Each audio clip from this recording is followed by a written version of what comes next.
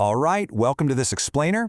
Today we're diving straight into a really fascinating topic, bridging the gap, professional lessons from the front lines of public health. We're going to unpack an absolutely incredible field report from a health consultant working on the ground in Nigeria. And really, this is a human interest story. It's about what actually happens when grand, perfectly polished corporate plans collide head-on with messy, unpredictable human reality. I want to kick things off with a quote from the report that just perfectly sets the stage for everything we're about to discuss. It goes, "Public health is not about the grand strategies discussed in air-conditioned offices. It is about the patient, face-to-face labor of building trust." And wow, isn't that the truth for almost any industry? You can have a totally flawless plan on paper, but at the end of the day, your success relies entirely on human connection. So to really grasp the weight of that human element, I want you to just picture the number 330 in your head for a second. Back in June 2025, this consultant stepped into a massive statewide measles-rubella vaccine campaign. But they weren't just managing 330 little dots on a map. No, these were 330 distinct, breathing communities. Each one had its own people, its own local politics, and its own culture, and every single one of them needed to be protected. But what actually happens when that grand strategy hits the dirt? Well, reality basically punches planning right in the face. Literally, on day one, the team's fancy HR software completely crashed. Housing wasn't even ready. Plus, they had to navigate these weekly local sit-at-home Mondays, which meant they were constantly tearing up and rewriting their schedules on the fly just to get out the front door. And that brings us to a really absolutely crucial survival skill: influence without authority. See, as a consultant, they couldn't just bark orders at state officers to submit their data. They had no official power to do that. Instead, they had to coax, persuade, and build genuine, authentic relationships to make sure things got done. If you've ever managed a cross-functional team, you know exactly how vital and honestly how incredibly difficult this kind of human diplomacy really is. So, as the rainy season finally gave way to the dry season, the team was fully prepped. They were ready to go. But then, they hit a massive wall. Closed gates. Literally. Because here's the thing. You can have the most scientifically sound, life-saving vaccine in the entire world, but if the local gatekeeper says, "No way," your multi-million-dollar campaign stops dead right at the threshold. To get those gates open, the team had to shift gears into some really high-stakes diplomacy. They found themselves sitting down with state commissioners and school proprietors to confront some huge structural roadblocks. I mean, we're talking missing funds, intense arguments over staff compensation, and a deeply ingrained history of vaccine rejection in these schools.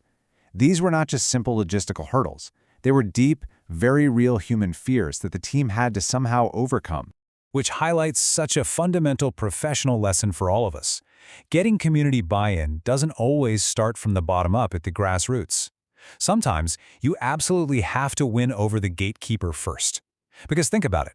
If the Commissioner of Education won't even unlock the door, you are never, ever going to get the chance to speak to the parents. Once those institutional keys were finally secured, man, the adrenaline really kicked in. Weeks of just grinding administrative battles were finally over. Gaps in funding and delayed vaccines were urgently escalated and resolved. And finally, on February 4th, 2026, the campaign officially launched with this massive, high-energy operational push across the entire state. Consider the sheer scale of this for a moment. This is what engineering a human network of trust actually looks like in practice. They didn't just walk around handing out flyers. They directly engaged nearly 12,000 local influencers. We're talking religious leaders, community elders, and teachers in every single ward. They built their credibility person by person, trusted voice by trusted voice. And to back up that incredible human network, they rolled out a high-frequency motorized media campaign. Get this, they achieved a stunning 96.43% daily compliance rate with their data tracking. Their vehicles rolled through over 4,500 settlements, generating 3.8 million exposures at a cost of just 5 naira and 81 kobo each. That is incredibly cheap. That level of verifiable efficiency is honestly just mind-blowing. But of course, raw numbers can never capture human friction, right? At the absolute peak of the campaign's chaos, major institutions like federal government college NICE physically blocked the vaccinator teams at the gates. And this wasn't some minor scheduling error.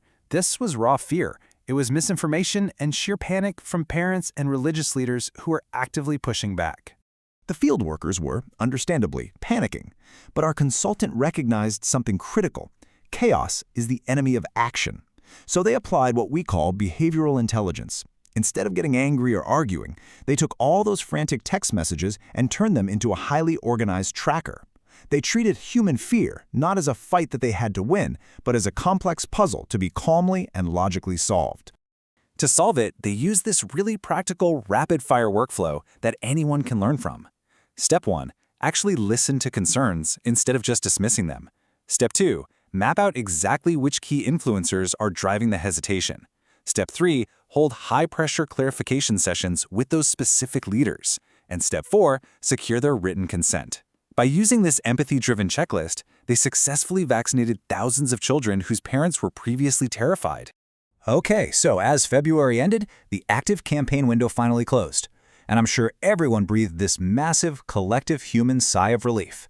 The exhausting physical labor was done. But if you're a true professional, you know that this is exactly when the hidden problems start to surface, and your most critical investigative work actually begins. Up at the high-level headquarters, the official reporting dashboard painted this absolutely perfect picture. The formal reports confidently stated that all community activities and all the field payments to those exhausted frontline workers were completed. Boom. The dashboard said the job was 100% done. But what happens when the official dashboard completely contradicts the WhatsApp messages flooding in from the field? The consultant's phone started blowing up. The real-time coordination group, made up of 330 ward assistants, began loudly reporting that their stipends were unpaid and that financial transactions had completely failed. The perfectly clean map on the headquarters wall did not match the very angry human territory on the ground. And this leads us to what I think is one of the most vital takeaways of this entire explainer: evidence integrity over programmatic convenience. The consultant made the hard choice. They refused to accept the official, easy metrics and instead spent weeks escalating the unpaid status of those frontline workers. A dashboard is a super useful tool, sure, but it is not automatically the truth. You absolutely must always verify. A massive project like this is always a high-energy peak. It's exciting, but sustainable, long-term success, that is decided in the quiet, unglamorous weeks that follow. In the months that followed, the consultant smoothly shifted gears into routine monitoring and digital registration. But here's the kicker. During the formal closeout in May, they did something remarkably professional. They meticulously documented their open loops. They flat-out refused to pretend everything was flawless and explicitly noted 12 pending payment cases that were still in reconciliation. Choosing to document human failures rather than sweep them under the rug, that is the ultimate mark of integrity. Ultimately, this entire year in Anambra was a deeply human journey for the consultant. It wasn't just another line on a resume, it was a total professional convergence. They essentially became a translator, someone who could take cold, hard data, strict academic discipline, and high-level systems thinking, and actually use them to navigate the incredibly messy, wildly unpredictable reality of real people working on the ground. Which leads us with a pretty vital question for you to ponder. How do your systems, your data, and your human interactions connect in your own career? Because, as we've seen, trust cannot be manufactured by just hanging up a poster, and the grandest, most expensive corporate strategies only succeed when they genuinely connect with the human beings on the ground. So, how are you going to apply these lessons to your own frontline today? Thanks so much for joining me on this explainer. I'll see you next time.